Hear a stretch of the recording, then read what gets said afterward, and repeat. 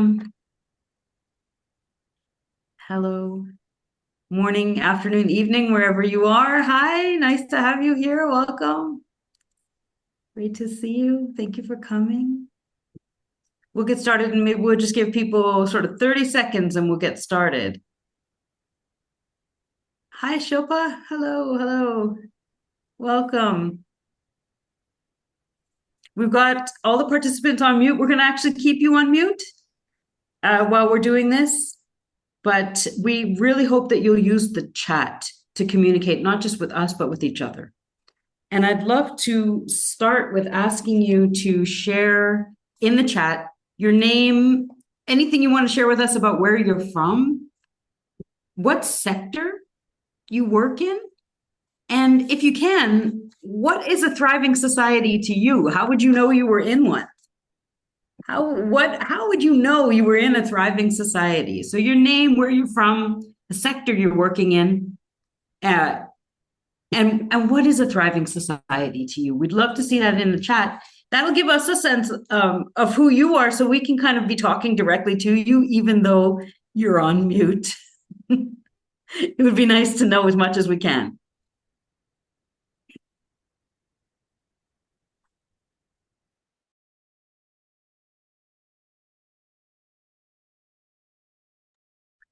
While you're writing, I'll tell you just a tiny bit about who we are here on this panel in case you've stumbled on us somehow.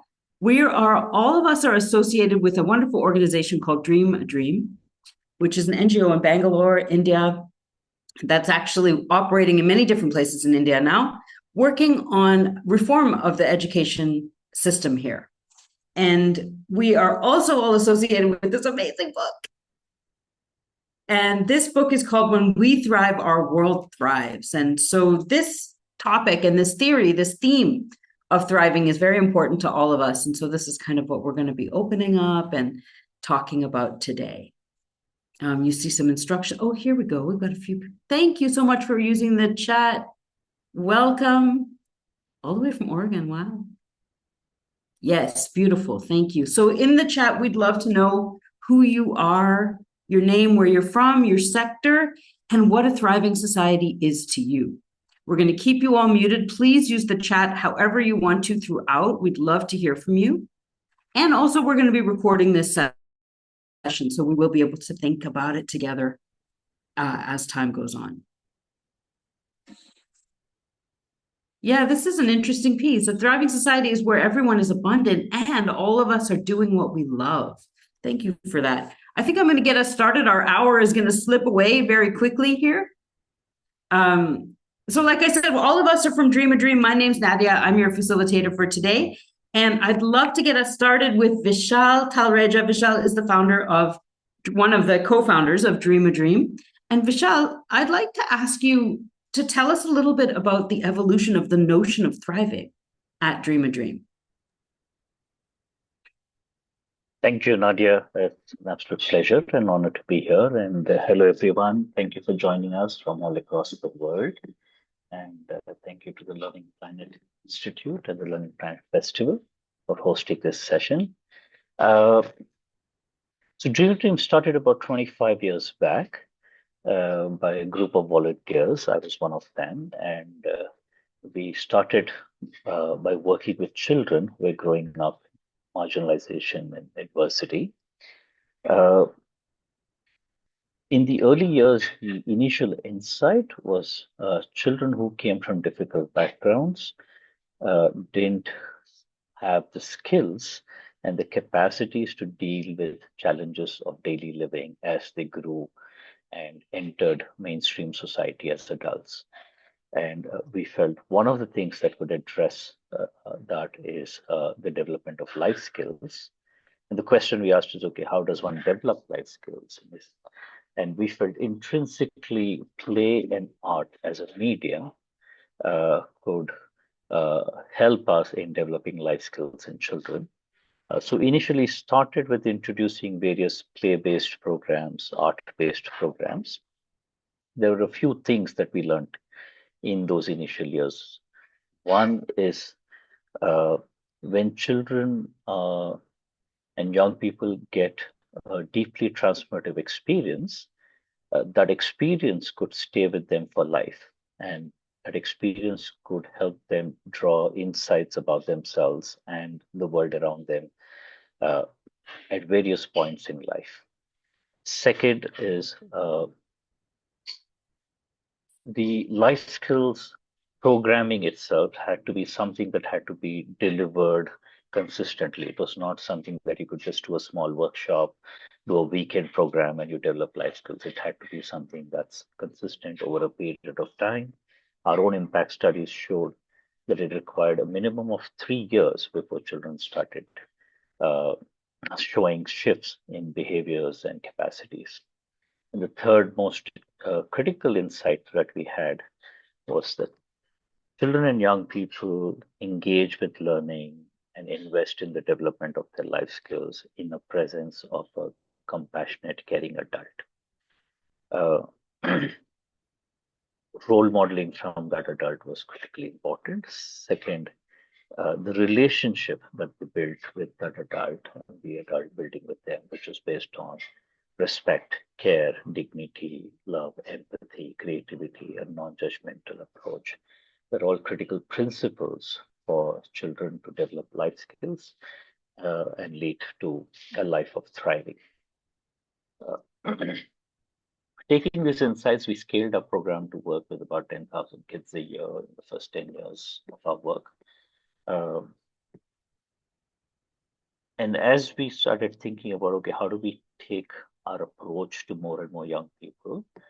A critical question was around what one was an understanding that it's life skills for life skills' sake. That life skills by themselves are critical and important. The second was the understanding that life skills also lead to capacities for thriving. Uh, and the question that arose is, okay, what is thriving? And intentionally, we chose not to define thriving as a single outcome, but more around create an expansive understanding of thriving. We realized that the education system had a very linear single definition of success, which was go to school, do well in your academic grades, go to college, do well, get out, get a job, you'll have a good life. This narrative was no longer working for a majority of young people. It doesn't work for a majority of young people across the globe. It works for the top 5 to 10% of the young people. It's not working for the majority. But there was something that was happening through the work we were doing with young people, that young people were coming out of our programs with a certain sense of success. So we started understanding from young people themselves uh, how are they defining success for themselves. And interestingly, they didn't define success in financial terms. It was not around that I'm earning well, I am out of financial poverty. Some of them were, but most of them were still in the journey to achieving financial independence. But there were other elements that they started talking about. One was around the sense of identity and pride in their own story. So moving away from rejecting the story, which came from adversity or poverty, to owning the story, but also knowing that where they come from and the stories that they come from don't have to define their present and their future. The second was access to support systems. The third was access to basics like housing, water, electricity, livelihoods, jobs. The fourth was ability to be a good citizen. The fifth was the ability to not give up when emergencies and crises came into their life. The ability to find multiple solutions, not just a single solution to challenges in their life. So this expansive thinking led us to define thriving as something that each young person defines for themselves. And our role is to develop life skills that helps them reach a place of thriving in their own definition. This then took us into the education system where we started introducing new curriculums, pedagogical approaches, teacher training practices, assessment frameworks and practices, primarily to shift the core purpose of education from a linear one size fits all approach to this multi-dimensional approach of thriving, where the education system could potentially create opportunities for every child to succeed in this large, broader definition. So we introduced happiness curriculums in some government schools across multiple states, well-being based programs, life skills curriculums itself, curriculums focused on whole child development. A pedagogical approach got further codified into how do adults show up for children in classrooms. Uh, and our assessment frameworks shifted from, again, examination, summative systems to more formative systems where we could look at the whole child development in multiple aspects. Today, Dream a Dream works with about 7 state governments across India, reaching about 2.2 million children. What is even more interesting is that the idea of thriving as redefining the idea of success itself is something that has got mainstream in the larger ecosystem of education. Multiple nonprofit organizations, multiple governments are beginning to start accepting thriving as a definition of success from the education ecosystem. Thank you. Vishal, thank you so much. What an exciting journey, actually. And it's so beautiful to hear it all in this little nugget. When you think about 25 years boiled down to about 7 or 8 minutes, it's so beautiful.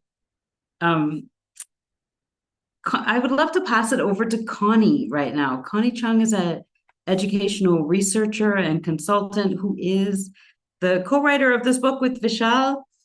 And Connie, I'd love to hear from you, both from the research side, but also your lived experience as an educator and also as a foster parent. What do you know about thriving? Like, what is the research telling us, but also what's in your heart? And then, as you know, given what you know and all that you know about thriving, did things change for you also as you did the research for this particular book?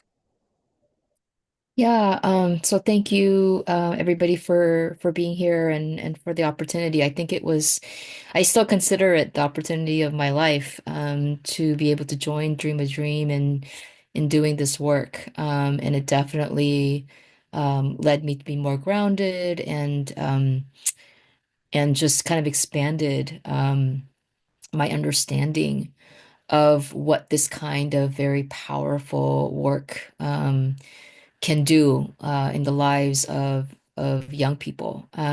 So I first got to know Dream a Dream through my work at Harvard when I was associate director of the Global Education Innovation Initiative, and we were scouring all over the world for organizations who were helping teachers in schools to support young people to thrive, to develop more holistically than the very narrow notion of doing well academically that a lot of our education systems still hold as their standard.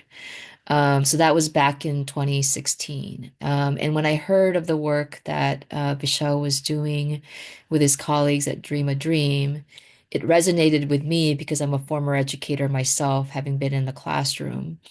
And at the time when I started, this was over 25 years ago, I was known as a caring educator in the school. And, my vice principal would compliment me on being caring. And I would say that actually feels not like a compliment because a teacher is supposed to teach things and give information and impart knowledge. What is this caring thing that I was apparently doing?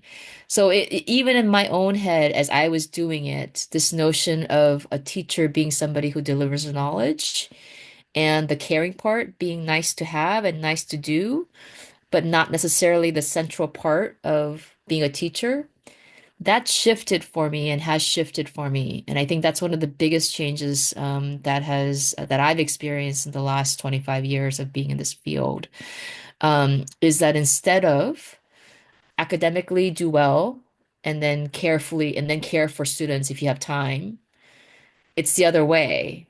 If you care for the students, they will do academically and otherwise very well. And I think about Dreamer Dream's focus and work on, sports and creative arts, and how often in schools we use sports as punishment and reward, and extracurricular activities like dance and music also as, punishment and rewards. Like you're going to be doing push-ups for a punishment, or if you are, behaving badly, we're going to take away soccer from you. And it's actually research shows that those kinds of activities are the kinds of activities that really help us to regulate our emotions and basically heal our bodies from some of the trauma and some of the negative effects that many of us experience. So the research actually follows more closely Dream a Dreams framework, and it actually is the flip and opposite of what a lot of our education systems do. So doing this work and the research and the writing of the book with the Dream a Dream team was in itself a little microcosm of what it means to thrive, because it was done, in an iterative process, 8 or 9 times were the drafts that we went through, which took a lot of resilience and a lot of, humble kind of collaboration to make sure that we got the stories right. I think thriving is always done together. I'm sure it's some people do it by themselves, but I think without community, it's definitely more challenging to thrive. And Dream a Dreams model shows that there is, not just the practice. There is a community and a culture that, if you're lucky enough to experience it, it wraps itself around you so that people feel that kind of support. And there's a warmth and a caring, and there's also challenging like growth, right? So for me, for the young people who told their stories, there were definitely growth moments in the process of writing the book. But that again, I think is a part of research shows is part of healthy development. Expressing care, challenging growth, providing support, sharing power, right? Giving young people the opportunity to give feedback on the stories that they told and how it was told, and then expanding possibilities. Many of the young people who shared their stories with me talked about the opportunities that Dream a Dream gave them to go beyond their familiar neighborhoods into other parts of India, into other parts of the world, which again, I think we think of in education as a nice to have, but are, essential for our growth and development, to be able to expand the possibilities of what young people can do.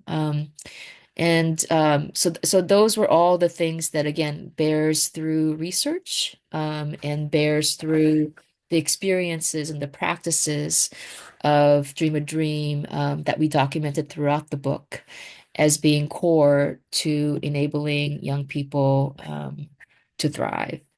And I'll just say this, as I was posting about this event, I said, in an age where it's wars going on all over the world. I live in Los Angeles, where we just had a giant wildfire, last week.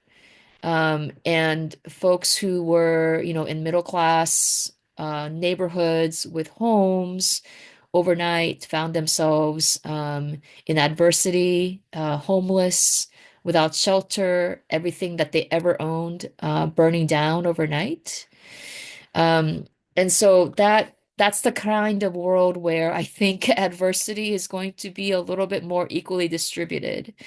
And are we educating our young people, to Vishal's point, to be able to handle that kind of stress when it comes? Of course, our education system ought to help us to prevent those adversities from happening. And I think a lot of you wonderful people are working on that. But inevitably, when adversity comes, for all of us at some point in our lives, what are the skills that we've taught our young people? What are the skills that we taught ourselves about the value of connection, value of community, value of asking for help and giving help, of growing and all of this. So part of my history is also having been a foster care provider, and then also a foster care professional and working with the county child welfare system here in the United States. And in that very wildfire that I just spoke about, there's a young person that I've gotten to know over the last 3 or 4 years who was part of the foster care system since he was 9.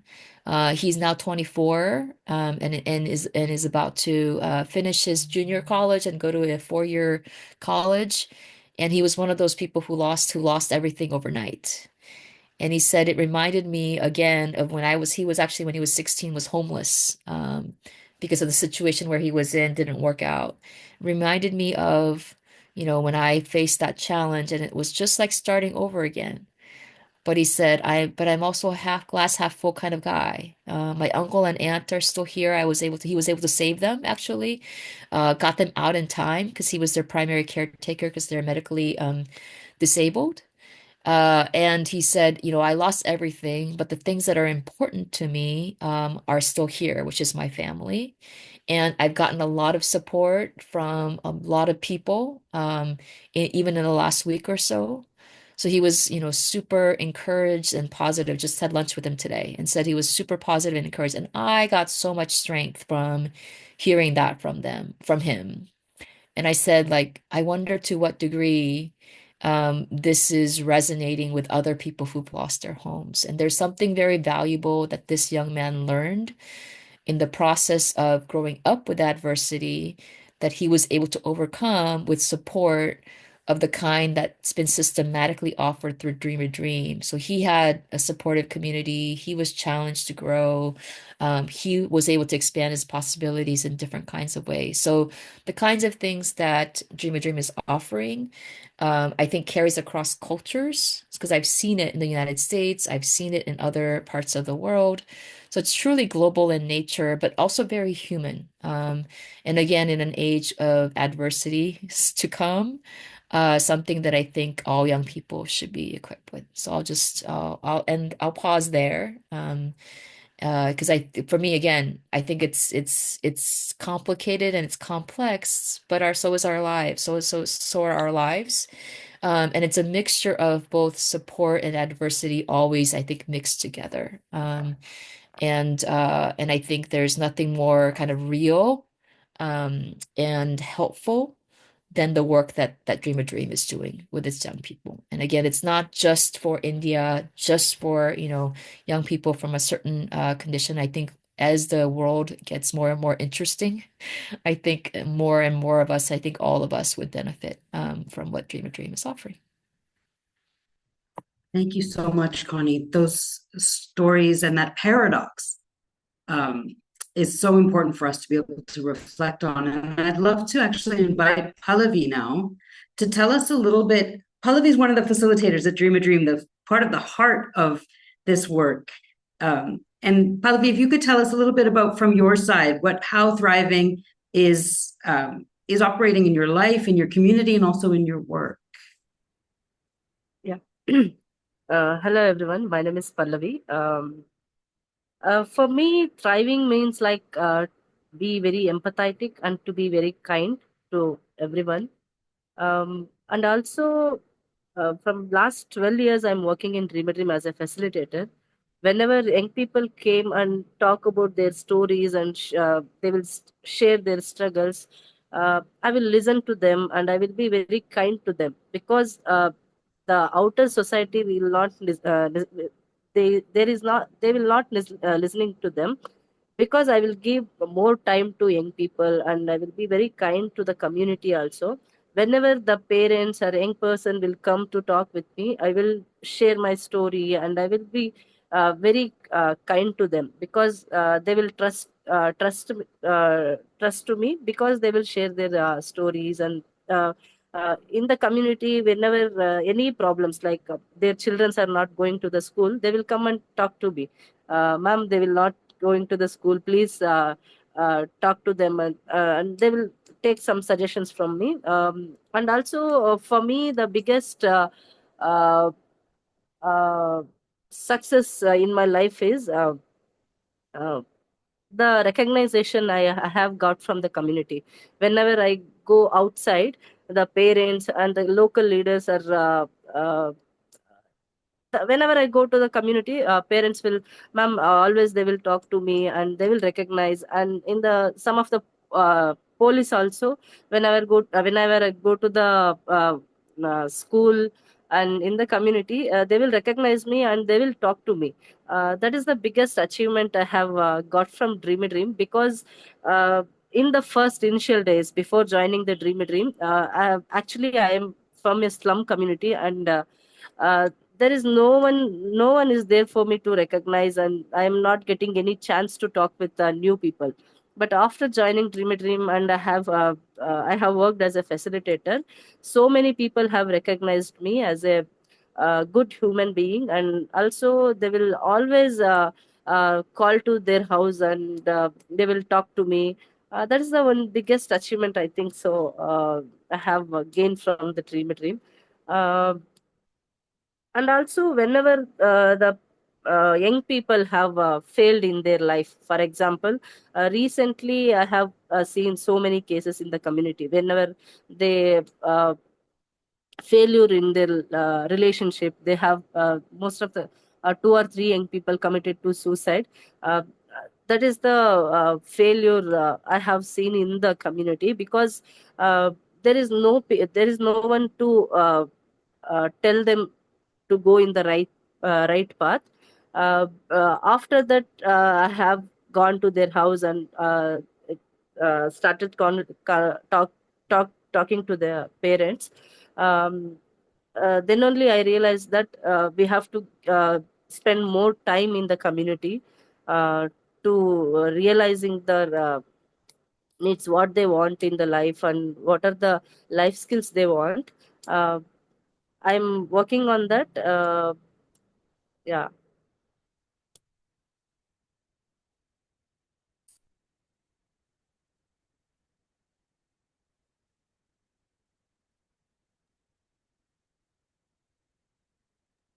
Sorry, I couldn't get myself unmuted there for a second.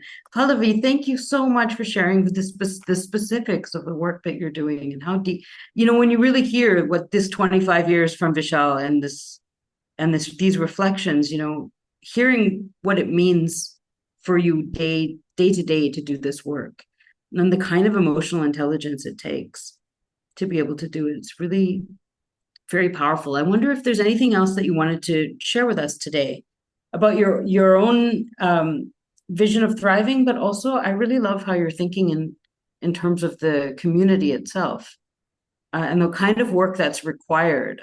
I'd love to hear about you as a practitioner, as a facilitator. What allows you to thrive when this work is so hard, what you're facing Yes. day by day? If there's anything you want to share with us.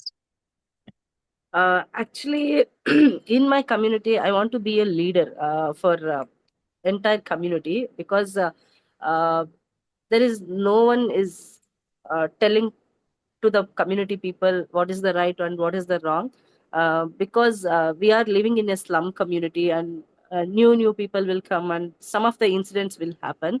But I'm planning to take great leadership in the community to thrive, and I want to see a thriving community in my community, because as a facilitator, I have learned so many life skills, like how to take leadership and how to take decisions in the right time, and how to solve the problems. I want to see that life skills in entire community in the people.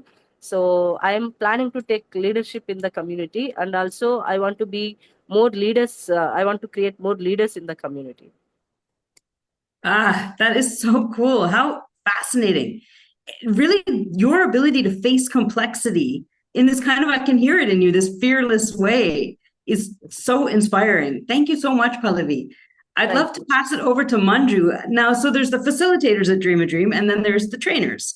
And of course, the two are intricately connected. And Manju is one of the trainers at Dream a Dream and has been at Dream a Dream A long time. Let's just say a very long time. Manju, would Yeah. you tell us a little bit about your story and how Thriving is operating in your life and your work? Yeah, yeah. Thank you, Nadia. And thanks everyone for, coming here and I'm really excited to share a few thoughts in this in this panel. Um, I'm a guy who hails from Bangalore. I'm 5'8". I weigh around 80 kgs, 88, 85 kgs. Um, and I think my interaction and collaboration goes way back, I guess, around 20 years. My first first encounter, or maybe first time when I got to know about Dream Team, it must be in 2004 or 5, about 20 years ago. Um, and I guess I have a very deep connection with the organization, with Dream Team. And I still remember one of my first camps at Dream Team in Shimoga. Um, and that has been one of the very transformative experience, just to see how I have really moved, or how I have really changed as a person, or a practitioner, or a trainer. Um, and that this 20 years, or 21 years, has been uh, a great experience, just to put it in context. Um, and I think after that camp, my first official interaction would be, I think, in 2009. So there's like one thing that I really want to talk about, is that the evolution that has taken within me. When I first walked into the office, I was a very nervy, um, really, I was not really confident to come into a space filled with so much energy, laughter, fun, everything. And I was a guy who hides things. Like I don't really talk about it, and until and unless I gain the confidence, with the people. So first time when I walked in to the office, and there were like 6, 7 people sitting there, and this is like in 2009. And I was really shivering. I didn't know what to like really talk, or really just say anything, because it was my first day. And since then, the kind of events and twists and turns have taken place in my life with Dream Team has been really tremendous, to just to shape me as a person that I am today. Um, for me, when I think of the life events and the kind of opportunities that I have, I've thrown at, um, as really given me a chance to see a life in a different perspective. And one of the events that really shifted me was when I actually lost one of my very dearest friend. That really shook me. That incident shook me a lot.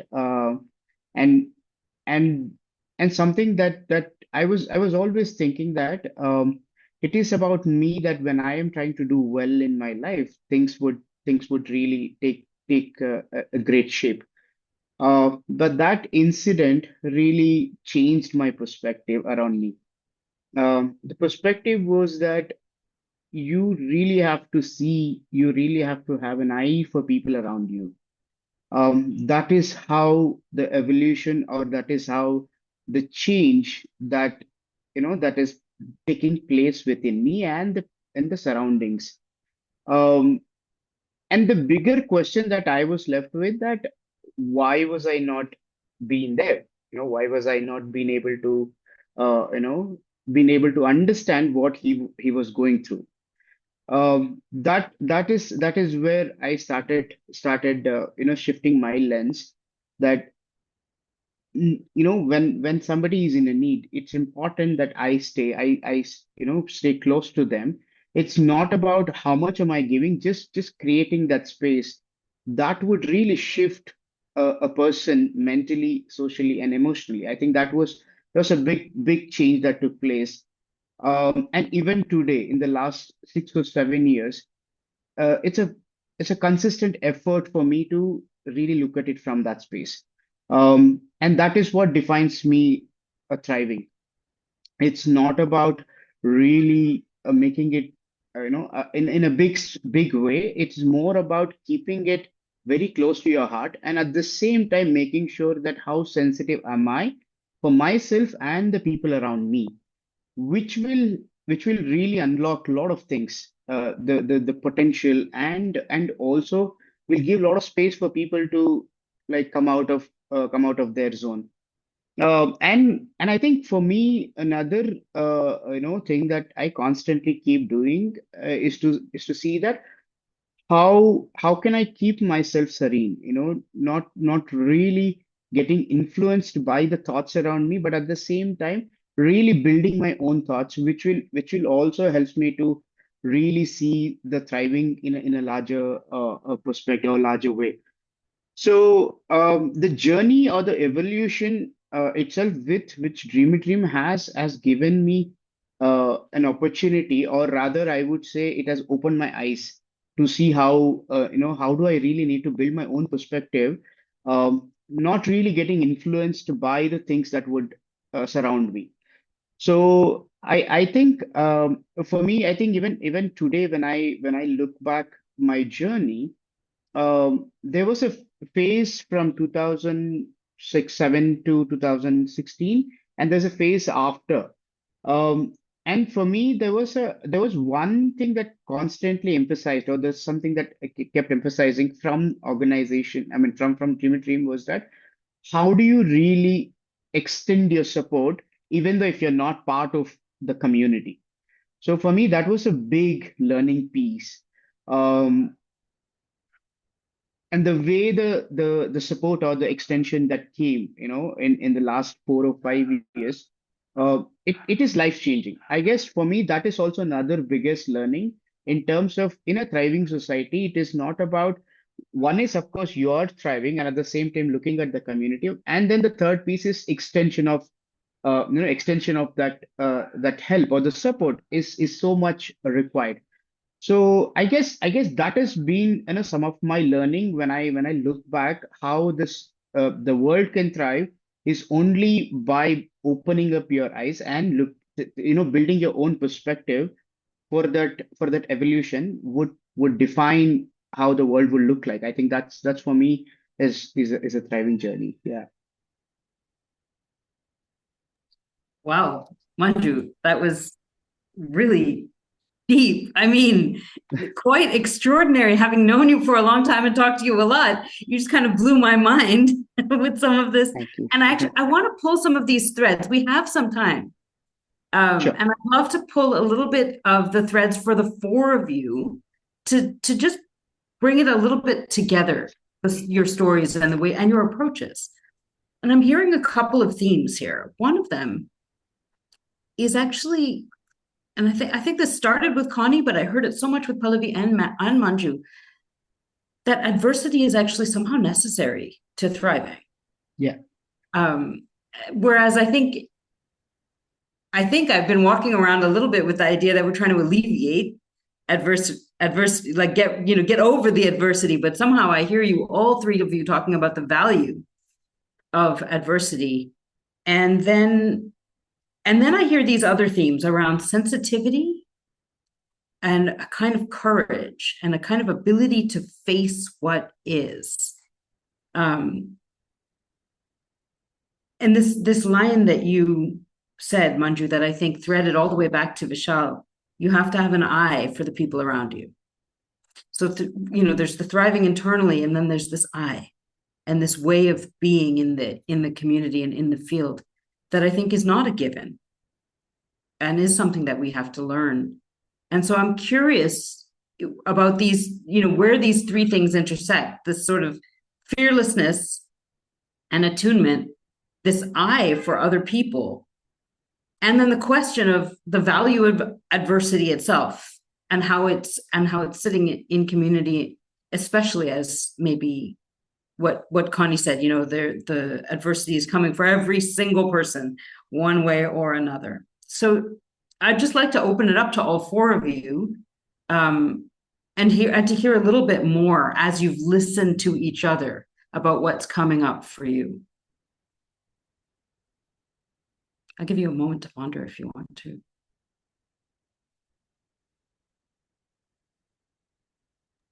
I'll say this on the adversity is necessary. So I don't think injustice is necessary for thriving. So just want to clarify that. I don't think suffering is necessary for thriving. But research actually says stress is necessary for our growth. And there's a term called the zone of proximal development, where if it's too much stress, we get overwhelmed and we shut down, which is often what happens to us. But on the opposite side, if we don't get enough stress, we also don't grow because we're too comfortable. And there is a middle spot of stress, of being just outside of our comfort zone where growth happens. And I think what happens with a lot of us when we're in an adverse situation, let's say the wildfires, for example, it is way too much suffering. It is too much. But I do think there's something about, and this is what my friend was saying today, when there's a community of support around you, when you've been resourced, as Manju said, internally, right, to be able to still yourself in the middle of that, and you have other kinds of resources that you've had practice kind of marshaling in moments that can feel and seem overwhelming. I think there's an ability to be able to go through a catastrophic event in a way that may actually be not kill you for like right, not destroy you. Um, so that's kind of where I am. It's not that, we'd want to spread around injustice or suffering for the sake of it. But again, if it is inevitable, which I think it is, because there's a whole philosophy around, I mean, Buddhism is rooted on rooted in this thing, life is suffering. But there's a way that we can navigate those things in a way that's skillful, in a way that's in community, in a way that is attuned and intentional, that would mitigate and actually helps us to grow. So I hope I said that right? Because again, I don't want the message to be let's That was go. clear. Yeah, that adversity and stress, and there's a proximal zone of like Yeah, almost adequate stress or the right zone of stress versus injustice. yeah, which is a whole What I different. really heard you saying. Yeah, very clearly. Tell us a little bit about this eye for the people around you. And actually, Manju put it in a very interesting way that there's the eye for your people, and then there's this expanded eye that actually sees beyond what you might consider your own little inner circle. I'm interested in hearing a little bit more about what it means to have an eye for the people around you.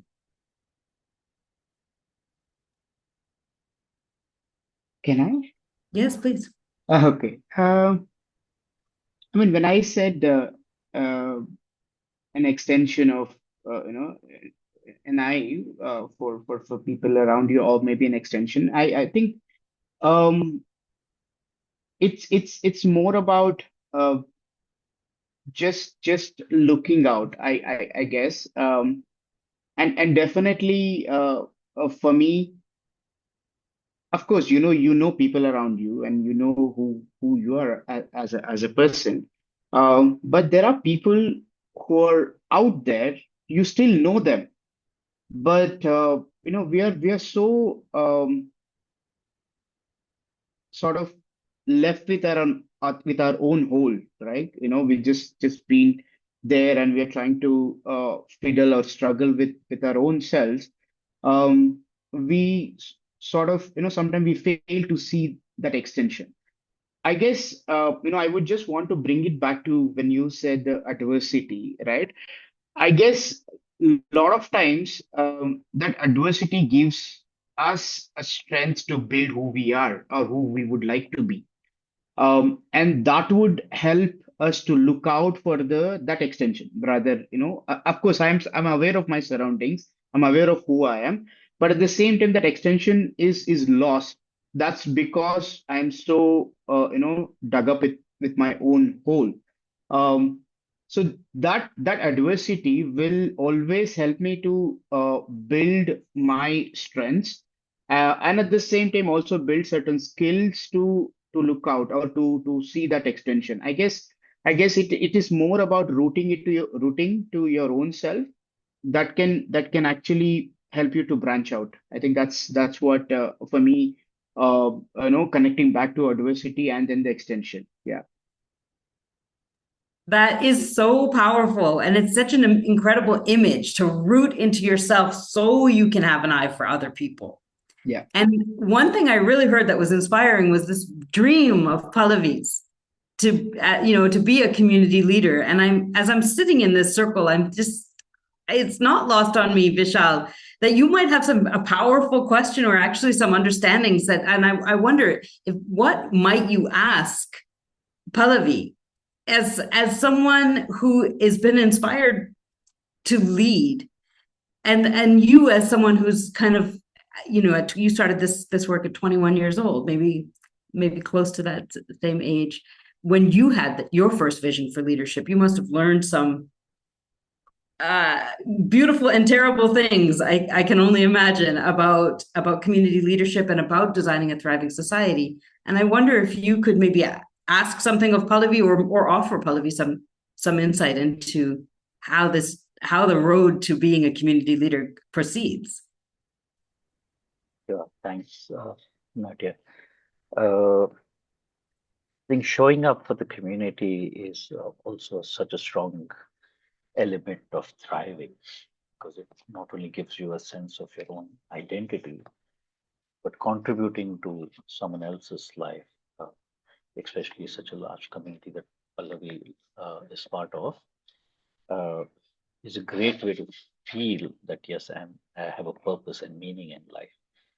So in that sense, I don't really have any advice for Pallavi, because Pallavi kind of owned her identity as a change maker at 18, not even at 21.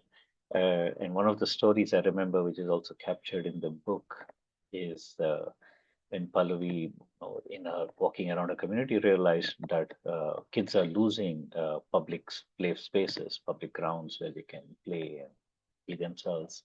And she then negotiated with the local community, with to head teachers of schools nearby, with the local politician or local philanthropist, managed to convert unused garbage spot into a playing field, got volunteers from the community to clean it up, got a philanthropist to kind of give some money to set up the field.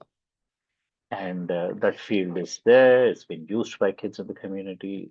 And I remember she did all this by herself and a bunch of her friends from school. And she called us one Sunday morning and said, I need you to come here right now. And we landed up there and we see 1,000 kids, parents, and a bunch of leaders, 11 men on the stage to inaugurate this public space, along with one Pallavi who was like 20, 21-year-old young woman. And for me, that is the image that in a deeply patriarchal society, that Pallavi found her core strength as she is as a human being, and what she can bring to the table with courage.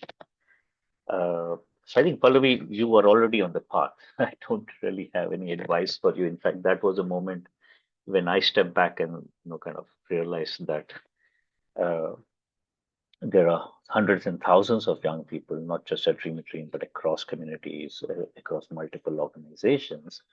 If we can just help them find their identity, to learn to own their story, and then convert that story into empathy and courage, we don't need a Dream a Dream then. And ideally, we should never need a dream again.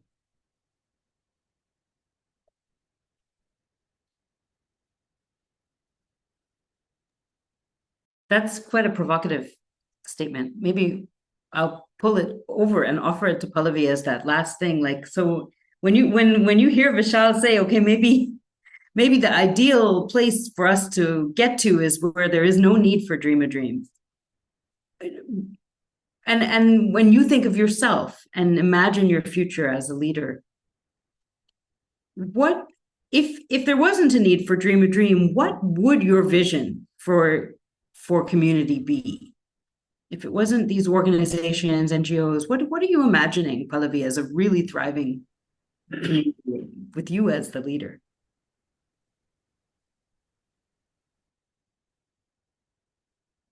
As a leader, I want to see a thriving society, like where everyone get their respect, dignity, and also a helping nature.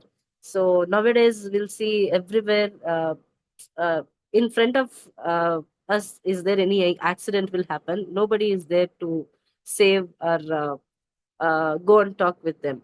But I need a society like where everyone give their respect and dignity and be very empathetic to each and everyone in the society. So everyone get their love and care, that empathy towards them.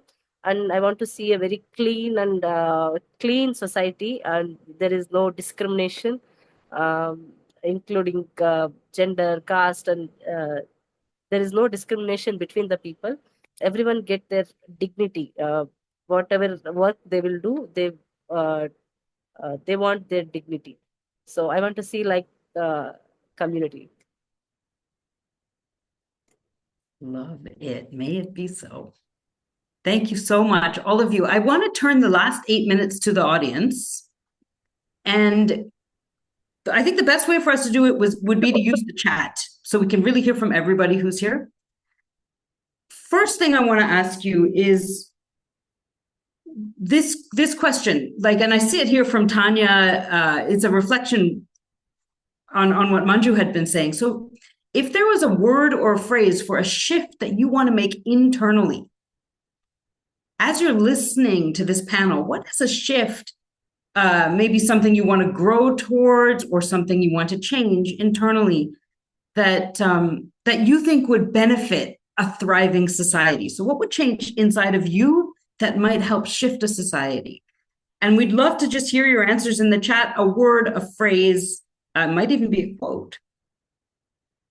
It would be so wonderful to hear, because I know, I can only imagine who comes to a talk like this must be already inspired leaders and people involved in designing a thriving society. And what is the internal shift you want to make, or that you've already made, that supports a thriving society? And you could put that right in the chat.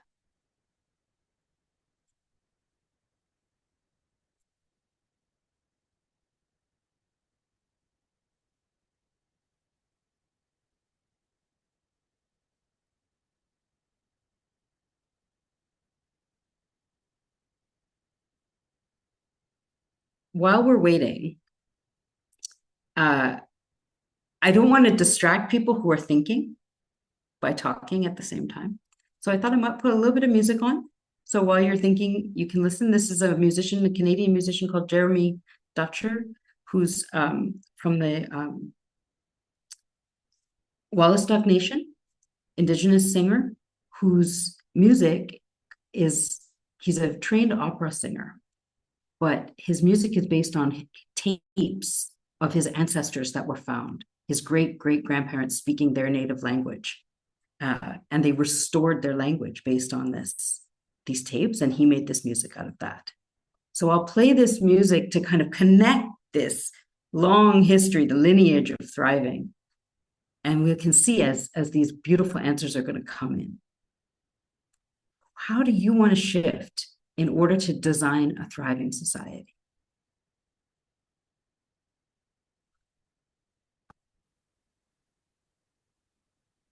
Oh, and feel free to respond to each other as well in the chat. You can use the reply function.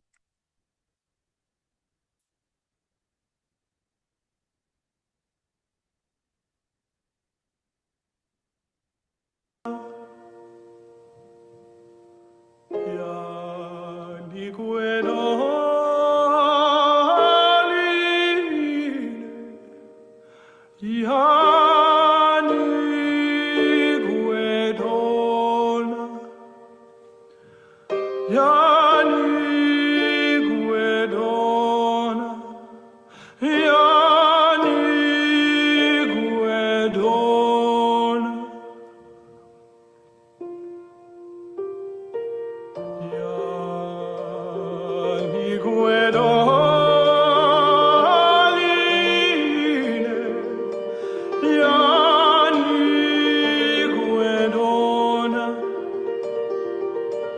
Yaniguedona,